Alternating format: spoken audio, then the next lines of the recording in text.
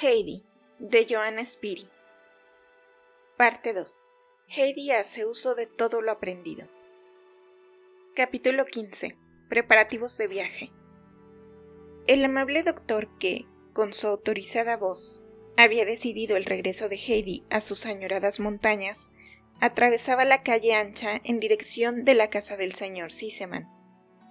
Era una radiante mañana de septiembre, tan luminosa y tan dulce que hubiérase dicho que todos los corazones debían de alegrarse. Y, sin embargo, el doctor caminaba, la mirada fija en el blanco pavimento, sin advertir el cielo azul que se extendía por encima de él. Su rostro manifestaba una expresión de tristeza que antes no tenía, y, desde la primavera, su cabello había encanecido notablemente. El doctor había tenido una hija única que era toda su alegría, y con la cual había vivido en estrecha comprensión de almas. Este tesoro de su vida y único consuelo que le quedaba de un tiempo venturoso, habíale sido arrebatado por la muerte en plena juventud. Desde tan nefasto momento, el doctor había perdido el buen humor y la alegría. Al ruido del campanillazo, Sebastián se apresuró a abrirle la puerta de entrada dando grandes muestras de respeto y de deferencia. Aparte de que el doctor era el amigo más íntimo de su amo, su amabilidad le había granjeado, como en todas partes, el cariño y la simpatía de todos los de la casa del señor Sissemann. ¿No hay nada nuevo, Sebastián?, preguntó el galeno, amable como siempre, al criado que subía la escalera tras él y que no cesaban sus demostraciones de respeto, a pesar de que el doctor le daba la espalda y nada podía ver. «Has hecho bien en venir, querido amigo», exclamó el señor Sissemann al verlo entrar en la habitación. «Es absolutamente necesario que hablemos nuevamente acerca del viaje a Suiza. Quiero que me digas si mantienes tu veto, ahora que hay una sensible mejoría en el estado de Clara». «Mi querido Sissemann, siempre serás el mismo», repuso el doctor sentándose a su lado. «Quisiera que estuviera aquí tu madre, porque con ella todo es sencillo y diáfano. Todas las cosas van derechas, pero contigo no se acaba nunca. Con estas son 3 ya las veces que me has hecho venir para que te repita lo mismo». «Sí, es verdad, tienes razón, este asunto debe molestarte, pero querido amigo, ¿no comprendes mi situación?».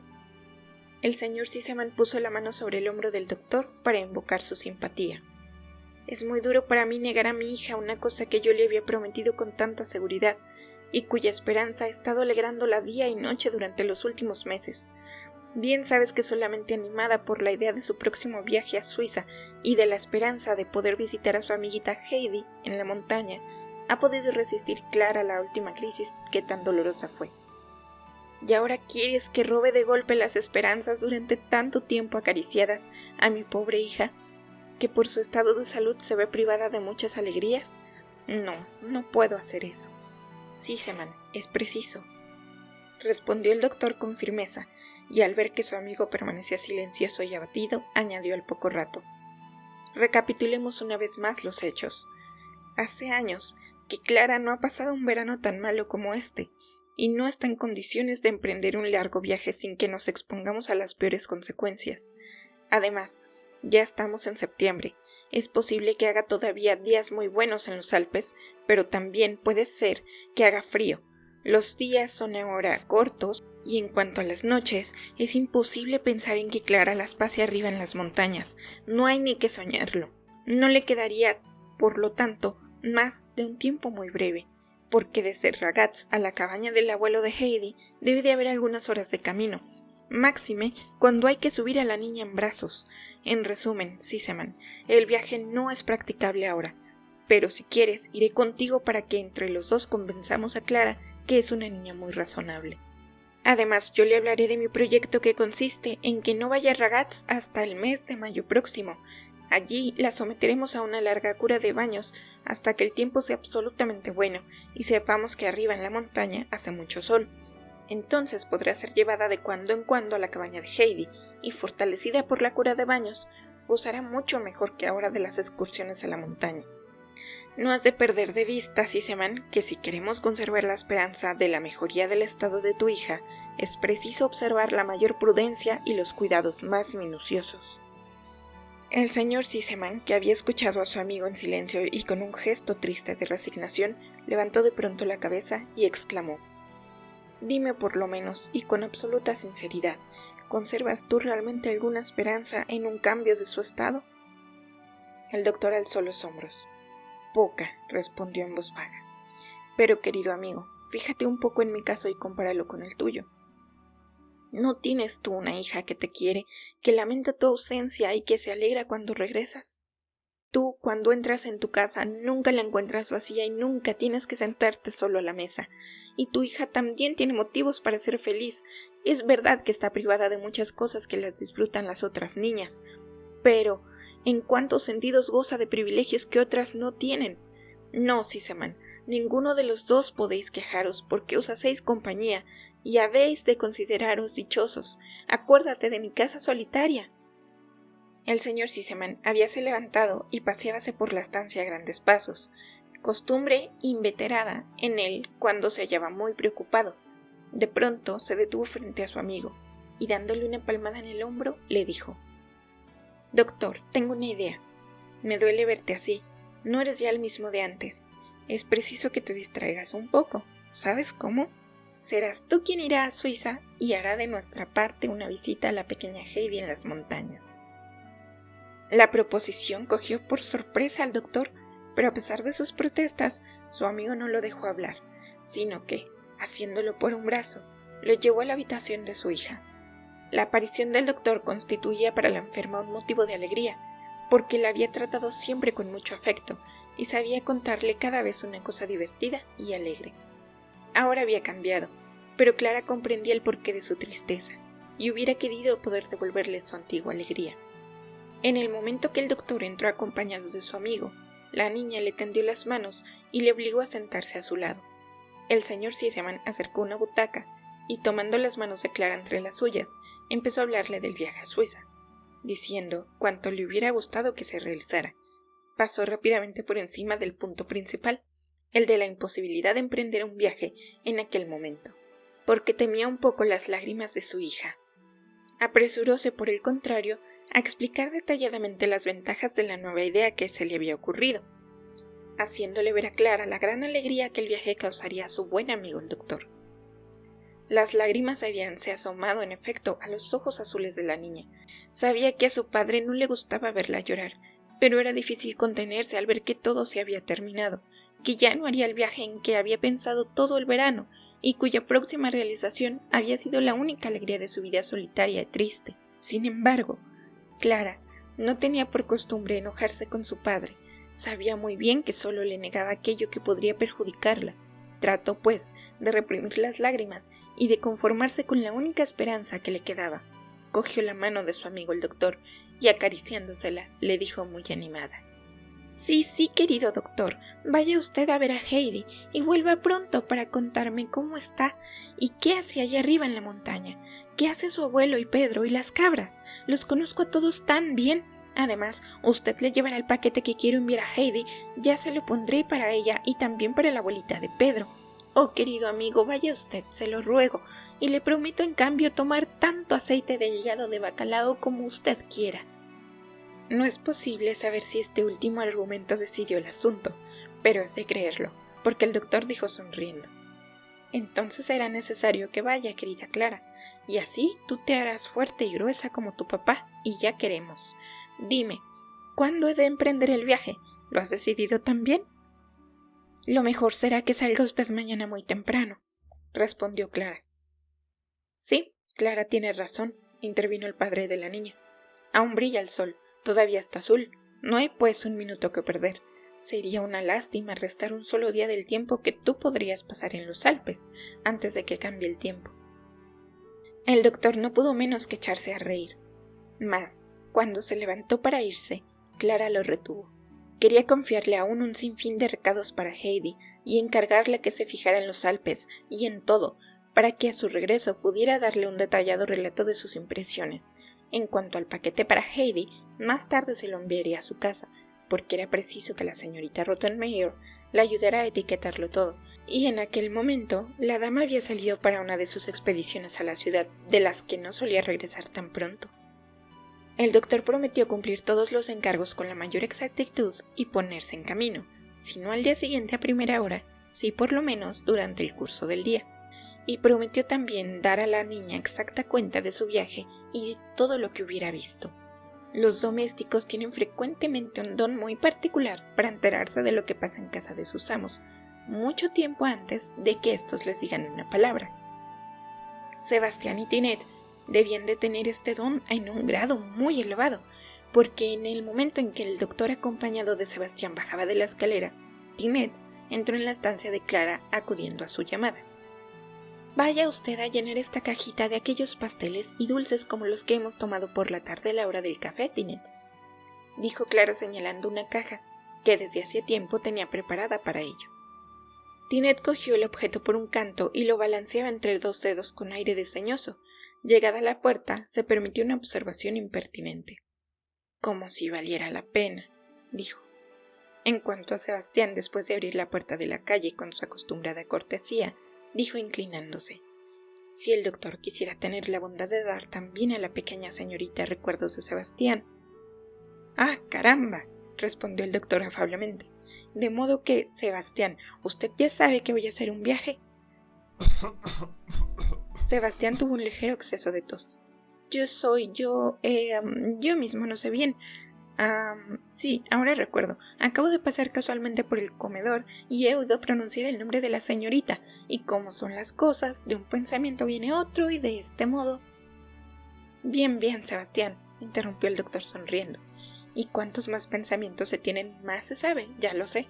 Hasta la vista, Sebastián, y descuide, que yo transmitiré sus saludos». Al franquear el umbral de la puerta para alejarse rápidamente, el doctor se halló frente a un obstáculo imprevisto. El viento fuerte que soplaba hacía imposible que la señorita Rottenmeier continuara su paseo por la ciudad, y acababa de llegar en aquel momento. El viento ahuecó el gran chal blanco en que la dama iba envuelta, lo cual dio la sensación de que había largado una vela. El doctor se echó rápidamente atrás, pero la señorita Rottenmeier, que siempre le había demostrado una consideración y una deferencia muy especiales, se retiró con la mayor cortesía, y así los dos permanecieron durante un largo rato frente a frente, insistiendo, con mudos ademanes, en cederse mutuamente el paso. Otra ráfaga de viento puso de pronto fin a la situación, empujando a la señorita Rottenmeier a toda vela sobre el doctor. Este no tuvo más que el tiempo justo para apartarse, y la dama, con la fuerza del empuje, fue a parar mucho más allá del umbral, por lo que se vio obligada a volver sobre sus pasos para saludar convenientemente al amigo de la casa. Este incidente hubiera causado el enojo de la dama, si el tono y las maneras del doctor no hubieran logrado aplacar inmediatamente su vanidad herida y transformarla en una disposición llena de dulzura. Después le participó el proyecto de su próximo viaje, y le rogó del modo más lisonjero que arreglara el paquete para Heidi, como solamente ella sabía hacerlo. Luego se despidió de ella con las mismas muestras de deferencia. Clara esperaba que sería preciso librar algunas luchas con la señorita Rottenmeier antes de tener su autorización para el envío de todos los objetos que había destinado para su amiguita Heidi. Mas aquella vez se engañó, porque la dama se mostró excepcionalmente bien dispuesta a cederlo todo. Con una rapidez inusitada, quitó todos los objetos de la mesa para extender en ella cómodamente las cosas que Clara había reunido y para empaquetarlo todo en presencia suya. No fue un trabajo fácil, porque el paquete se había de formar con los objetos más diversos. Además, había que incluir el grueso capuchón que Clara destinaba a Heidi para que ésta pudiera bajar durante el invierno, tantas veces como quisiera, a la cabaña de la abuela de Pedro, sin verse obligada a aguardar a que el abuelo la acompañara y la envolviera en el saco que le servía de resguardo contra el frío. Había también para la abuela un grueso chal para que se abrigara con él y no tuviera que temblar de frío cuando, en invierno, el viento sacudía la cabaña con sus furiosas embestidas. Entre otras cosas, destinaba Clara a la abuela una caja llena de pastelillos tiernos, para que pudiera comer, aunque solo fuera por una vez, otra cosa que un panecillo con el café. Luego incluía un gran salchichón. Clara había pensado mandarlo a Pedro, porque éste nunca tenía más que pan y queso para comer, pero luego reflexionó y se dijo que el chico, loco de contento, podría devorarlo todo de una vez. De aquí que decidiera enviárselo a Brígida, la madre de Pedro, que seguramente cortaría antes unos buenos trozos para sí y para la abuela, y daría el resto en varias veces a su hijo. No faltaba tampoco un saquito de tabaco para el abuelo de Heidi, que gustaba tanto de fumar en pipa, sentado por las tardes delante de su casita. Por último, había una gran cantidad de pequeñas cajitas, bolsitas y paquetitos misteriosos, en cuya recolección habíase divertido Clara particularmente, y en los que Heidi hallaría toda clase de sorpresas destinadas a causarle la mayor alegría. Por fin quedó terminada la obra, y en el suelo se veía un enorme fardo listo para ser llevado a casa del doctor. La señorita Rottenmeier lo contemplaba, sumida en profundas reflexiones acerca del arte de embalar, mientras Clara lo miraba muy satisfecha, imaginándose los saltos de alegría y las exclamaciones de Heidi cuando recibiera aquellos regalos. Un poco más tarde, Sebastián entró en la habitación y con sus brazos vigorosos cargó el fardo sobre su espalda para llevarlo inmediatamente a casa del doctor. Capítulo 16. Una visita a los Alpes. La aurora coloreaba las montañas. El viento fresco de la madrugada, pasando a través de las copas de los abetos centenarios, mecía sus ramas fuertemente de un lado a otro.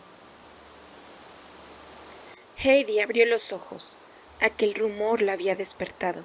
El susurro de los abetos llegaba siempre a lo más hondo de su ser y la impelía con fuerza irresistible hacia ellos. Saltó del lecho y, aunque por su gusto lo hubiera dejado todo por salir en el acto, se vistió con esmero, pues había aprendido que el orden y la limpieza eran imprescindibles. Una vez arreglada, bajó la escalera de mano. El lecho del abuelo ya estaba vacío, y Heidi se precipitó hacia el exterior. Allí, frente a la cabaña, como todos los días, vio al anciano ocupado en examinar detenidamente el cielo para ver cómo se presentaba el tiempo. Algunas nubecillas rosadas atravesaban el firmamento. El sol surgía por detrás de las altas rocas, desparramando raudales de oro sobre las cumbres y los campos. ¡Oh, qué hermoso es esto! ¡Buenos días, abuelito!, exclamó Heidi brincando de alegría. ¿Qué? ¿También tú has abierto los ojos? ¿Y cómo te brillan?, repuso el abuelo dando la mano a su nietecita, en señal de saludo mañanero.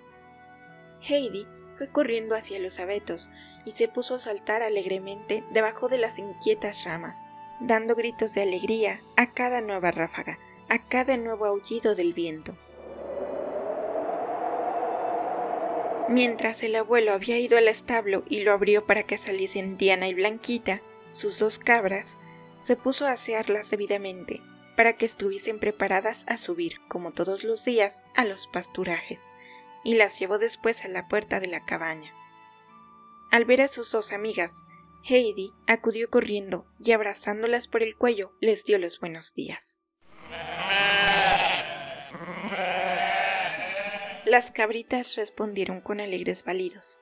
Cada una de ellas quería demostrar mejor que la otra su cariño por Heidi, frotando la cabeza contra el cuerpo de la niña y apretándola cada vez más, hasta que parecía que iba a quedar aplastada entre los 2 animalitos. Mas Heidi no tenía miedo, porque, aun cuando Diana la empujaba fuertemente y le daba golpes con la cabeza, no tenía más que decirle: «No, Diana, no hagas eso porque te pareces al gran turco». Y enseguida la cabra se retiraba y tomaba un aire más amable, mientras que Blanquita erguía la cabeza aún con un movimiento lleno de dignidad, como si quisiera decir: «A mí sí que no han de decirme que me parezco al gran turco». Y es que la cabrita blanca tenía mucha más distinción que su compañera. En aquel momento sonó el silbido de Pedro en la parte baja del camino, y, al poco rato, todas las cabras llegaban saltando, la ágil cascabel delante. Heidi se metió inmediatamente en medio del hato, empujada de todos lados por las cabras, que demostraban con viveza la atracción que la niña ejercía sobre ellas. Heidi se abrió paso con energía para llegar al lado de Blancanieves, que se veía rechazada por las cabras mayores que ella cada vez que quería acercarse. Detrás del hato llegó Pedro, dio un formidable silbido a fin de obligar a los animales a tomar el camino del pasturaje, mientras él se acercaba a Heidi, a la que deseaba decir algo. Al sonar el silbido, las cabras se apartaron y Pedro pudo llegar junto a Heidi.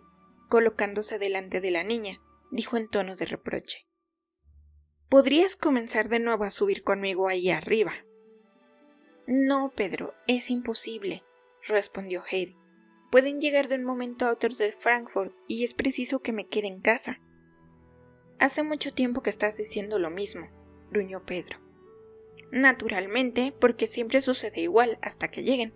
¿Acaso te parecerá bien que yo esté lejos de casa cuando ellos lleguen de tan lejos para verme, verdad? ¿Lo crees así?» «Pueden visitar al viejo», repuso Pedro de mal humor. En aquel instante se oyó la recia voz del viejo que se hallaba junto a la puerta de la cabaña. «¿Por qué no se pone el ejército en marcha? ¿Quién tiene la culpa, el general o la tropa?» Pedro dio inmediatamente la vuelta e hizo sonar fuertemente el látigo.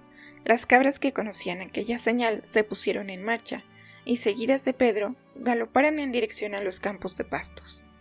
Heidi, desde que había vuelto al lado de su abuelo, pensaba en cosas que antes no se le ocurrían.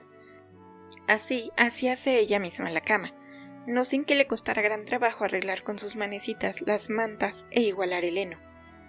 Luego ponía orden en la cabaña, colocaba las sillas y taburetes en su sitio, recogía las cosas dispersas y las metía en el armario.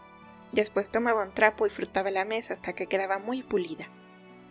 Y más tarde entraba el abuelo, contemplaba la obra de la niña con gran satisfacción y decía: «En nuestra casita siempre parece domingo. No en balde ha estado Heidi en la ciudad». También aquel día, después de marcharse Pedro con sus cabras y después de haberse desayunado en compañía de su abuelo, la niña se puso a trabajar, pero le costó mucho terminar. A cada momento interrumpía su labor para correr afuera porque le parecía que aquella mañana era más bella que ninguna. Y cuando los alegres rayos del sol penetraron por la ventana y parecían decirle: «¡Sal, Heidi, sal!», la niña no pudo resistir la invitación. Dejó su trabajo y salió para contemplar la gloria del sol. La casa, las montañas y los valles resplandecían a la luz solar, y el suelo de la pendiente se le mostraba tan dorado y seco que Heidi se dijo que era bueno sentarse allí y contemplarlo. Así lo hizo, mas a poco recordó que el taburete aún estaba en medio de la cabaña y que la mesa no había sido limpiada después del desayuno. Rápidamente se puso en pie y volvió a la cabaña, mas no tardó en advertir que los viejos abetos susurraban más fuerte que nunca, movidos por el viento, y el ritmo se le metió en el cuerpo. La niña volvió a salir para brincar un rato debajo de los árboles al son del rumor de las ramas. El abuelo, entretanto, habíase puesto a trabajar en el cobertizo, detrás de la casa, y de cuando en cuando salía para contemplar sonriendo cómo saltaba su nieta. Así acababa de hacerlo otra vez, y había vuelto al cobertizo, cuando de pronto sonó el grito de Heidi: «¡Abuelo! ¡Abuelito! ¡Ven, ven!». El viejo salió rápidamente, un poco asustado por lo que pudiera haber sucedido a la niña. La vio corriendo pendiente abajo y gritando: «¡Que vienen! ¡Que vienen! ¡Ya veo al doctor!». Heidi se precipitó al encuentro de su buen amigo. Este la saludaba con la mano. Cuando la pequeña lo alcanzó, lo abrazó cariñosamente y exclamó conmovida: «¡Buenos días, señor doctor, y muchas gracias, muchas gracias!». «Buenos días, Heidi, que Dios sea contigo. ¿Y por qué me das las gracias ya ahora?», preguntó el doctor sonriendo. «Pues porque he podido volver a casa de mi abuelo». El rostro del doctor resplandeció como iluminado por un rayo de sol. No había sospechado que le dieran tan buena acogida en los Alpes. Siempre sumido en sus tristes pensamientos y sintiéndose más que nunca muy solitario, había subido a la montaña sin advertir las bellezas de la naturaleza, que aumentaban a medida que subía. Habíase dicho que lo más probable sería que la pequeña Heidi no lo reconociera, toda vez que lo había visto solo de cuando en cuando. Además tenía la impresión de que con su persona llevaba una decepción a la niña, y que naturalmente no habían de recibirlo bien. Pero, muy al contrario, los ojos de Heidi brillaban de alegría, y llena de agradecimiento y de afecto, no le soltaba del brazo. El doctor, con ternura paternal, cogió a la niña de la mano y le dijo: «Vamos, Heidi, llévame junto a tu abuelo y enséñame tu casa». Mas Heidi no se movía del sitio, con mirada de sorpresa miraba hacia el valle. «¿Dónde está Clara, la abuelita?», preguntó por último. Sí, es verdad, he de decirte lo que ha de causarte pesar como me entristece a mí, dijo el doctor. He venido solo, Heidi. Clara estaba muy enferma y no podía ponerse en camino. Por lo tanto, tampoco puede venir su abuela. Pero en la próxima primavera, cuando los días sean largos y el sol caliente más, entonces es seguro que vendrán. Heidi se quedó quieta, muy decepcionada. No podía comprender que toda la alegría que de antemano experimentara se desvaneciera así de pronto. Permaneció inmóvil, como aturdida ante aquel golpe inesperado. El doctor guardó silencio. Todo a su alrededor estaba quieto. Solo más arriba se oía el viento que sacudía los abetos. Súbitamente, Heidi recordó por qué había bajado corriendo la pendiente y que su buen amigo el doctor había venido a verla. Entonces, alzó la vista y vio que sus ojos estaban tan tristes como nunca los tuviera ya en Frankfurt. La mirada de su buen amigo le llegó al corazón, porque Heidi no podía ver que nadie estuviera triste, y menos aquel hombre tan bondadoso. Seguramente, el doctor sufría porque Clara y la abuelita no habían podido acompañarlo, se dijo Heidi, y enseguida buscó un consuelo y lo halló. Oh, no tardará en llegar la primavera, dijo en tono consolador. Y entonces vendrán con toda seguridad. Aquí en las montañas el tiempo pasa muy rápido y, además, viniendo en primavera, pueden permanecer más tiempo y Clara seguramente lo preferirá mejor así. Ahora vámonos a ver al abuelito. Y poniendo su mano en la del buen amigo, empezó a subir la cuesta hacia la cabaña. Heidi tenía tanto deseo de devolver al doctor la alegría y la felicidad que comenzó de nuevo a demostrarle cuán rápidamente pasaba el tiempo en los Alpes y que los largos y cálidos días del verano volverían muy pronto, mucho antes de que uno se diera cuenta. Hablaba con tanta convicción que se olvidó de la decepción que sufriera poco antes y apenas vio a su abuelo empezó a gritar alegremente.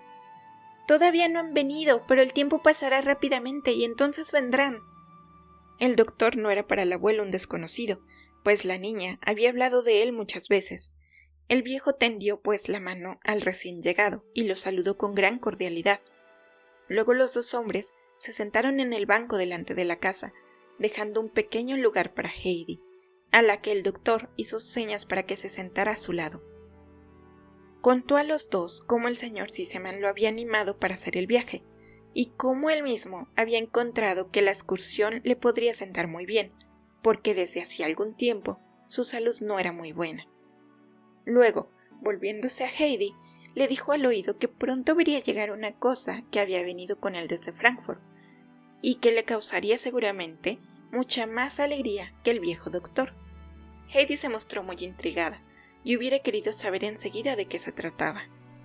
El viejo trató de convencer al doctor de que pasara allí en los Alpes aquellos hermosos días de otoño, o que por lo menos subiese cada vez que el tiempo fuese bueno. Lamentaba no poder ofrecerle alojamiento en la cabaña, porque no había medio de arreglarlo. Le aconsejó que no volviera al balneario de Ragaz, sino que tomara una habitación en Dorfli, por ejemplo, en la posada del pueblo, la cual, aunque sencilla y modesta, era agradable y limpia. De este modo, el doctor podría subir todas las mañanas a la montaña, lo que no podría menos de hacerle bien, aseguraba el viejo muy convencido, y añadió que, además, él tendría sumo placer en servirle de guía para enseñarle las partes más elevadas de aquella región, donde hallarían sitios que seguramente serían de su agrado. Mientras el sol había ido remontándose en el cielo y señalaba el mediodía, el viento se había calmado y los abetos guardaban silencio desde hacía largo rato.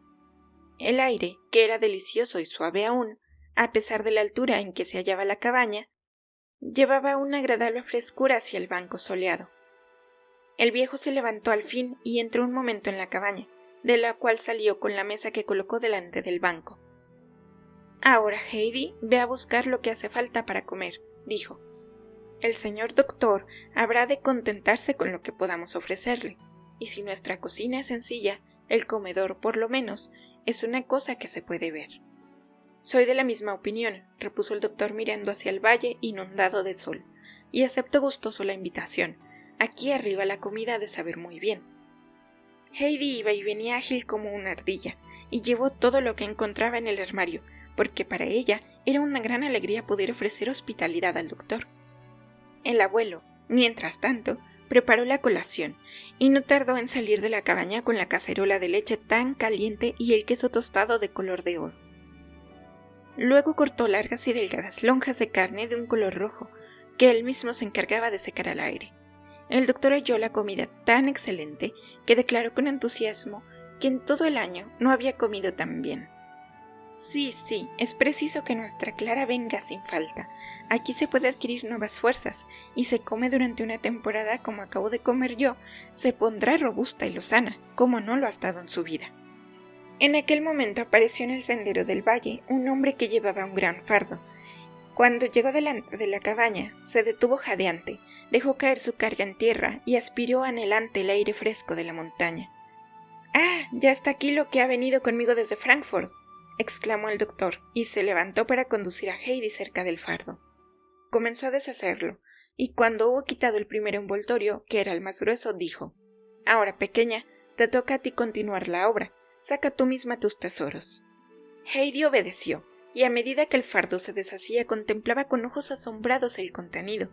El doctor se acercó de nuevo, y quitando la tapa de la caja grande, enseñó a Heidi lo que había dentro, diciendo: «Fíjate en lo que hay aquí, para que la abuela lo tome con su café».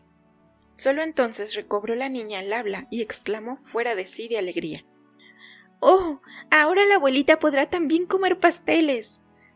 Y se puso a saltar y a brincar alrededor de la caja. Quería todo trance volver a hacer el paquete para llevarlo todo a la choza de la abuela de Pedro, pero el viejo se opuso y decidió que iría más tarde, hacia el atardecer, cuando acompañasen al doctor. Heidi volvió a la obra. No tardó en descubrir el saquito de tabaco y lo llevó enseguida al abuelo, el cual se mostró muy satisfecho y enseguida llenó su pipa con parte del regalo. Luego los dos hombres, sentados en el banco y lanzando ambos grandes nubes de humo, empezaron una animada conversación, mientras Heidi iba y venía sin cesar de un lado a otro, con sus tesoros. De pronto se dirigió a los interlocutores, se colocó delante de su amigo, y cuando advirtió una pausa en la conversación, declaró en tono perentorio: «No, eso no me ha causado más alegría que la llegada de mi amigo, el doctor». Los hombres no pudieron menos de echarse a reír, y el doctor aseguró muy formalmente que no lo hubiese creído. Cuando el sol estaba a punto de desaparecer detrás de las altas cumbres de las montañas, el visitante se levantó para descender a Drofli, donde había decidido buscarse alojamiento. El abuelo tomó la caja de los pasteles debajo del brazo, así como el enorme salchichón y el chal, mientras que Heidi cogió la mano de su amigo, y así bajaron los tres hacia la choza de Pedro, el cabrero, donde se despidieron. Heidi debía entrar a ver a la abuelita, y allí esperaría el regreso del viejo, que quería acompañar al doctor hasta Drofli. Cuando el doctor tendió la mano a la niña para despedirse de ella, Heidi le dijo: «¿Le gustaría subir mañana a los prados con las cabritas?» «Muy bien, Heidi, iremos juntos», respondió aquel. Los dos hombres continuaron su camino y Heidi entró en la choza de la abuela. Primero llevó allí, no sin grandes fatigas, la enorme caja de pasteles. Luego se vio obligada a volver a salir, porque el abuelo había colocado las cosas delante de la puerta, para buscar el salchichón y el chal. Llevaron las tres cosas lo más cerca posible de la abuela, para que ésta pudiera tocarlas con la mano, y darse cuenta de lo que eran. En cuanto al chal, ella misma se lo colocó sobre las rodillas. «Esto viene de Frankfurt, de parte de Clara y de su abuela», explicó a la asombrada anciana y a Brígida, a quien la sorpresa había paralizado brazos y piernas, y estaba mirando sin moverse cómo se esforzaba Heidi por entrar con aquellos grandes objetos. «Pero ¿verdad, abuelita, que los pasteles te gustan mucho? Tócalos y verás qué tiernos son», decía la niña. Sí, Heidi», respondió la anciana, «qué personas tan amables», y pasando nuevamente la mano sobre el suave tejido del chal, dijo: «Esto sí que es una cosa preciosa para el invierno. Jamás en la vida hubiera creído que yo iba a poseer una cosa tan maravillosa». Heidi, sin embargo, extrañaba grandemente que la abuela ha de alegrarse más por el chal que por los pasteles. Brígida seguía admirando el salchichón gigantesco y lo miraba con cierto respeto. No había visto nunca un embutido de aquel tamaño. ¿Era verdaderamente suyo? ¿podría ella cortarlo? Tal ventura le parecía increíble, y movía la cabeza expresando sus dudas al decir: «Será necesario preguntar al viejo qué significa esto». Pero Heidi respondió sin vacilación: «Esto no significa otra cosa, sino que se ha de comer». En aquel momento entró Pedro en la cabaña, tropezando como siempre con todo. «El viejo sube detrás de mí y Heidi ha de...». No pudo continuar.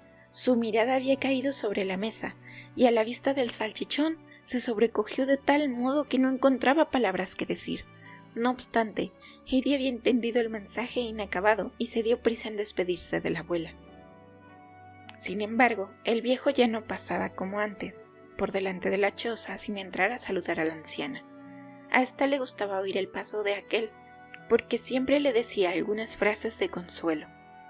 Mas aquella noche se hacía tarde para Heidi, que siempre se levantaba al rayar el alba, y el abuelo, decidido a que la niña no le faltara descanso, se limitó a llamarla desde la puerta, deseando a la anciana que pasara buena noche. Luego cogió a Heidi de la mano, cuando ésta se acercó saltando como siempre, y así caminaron los dos amparados por el firmamento lleno de estrellas hacia la apacible cabaña.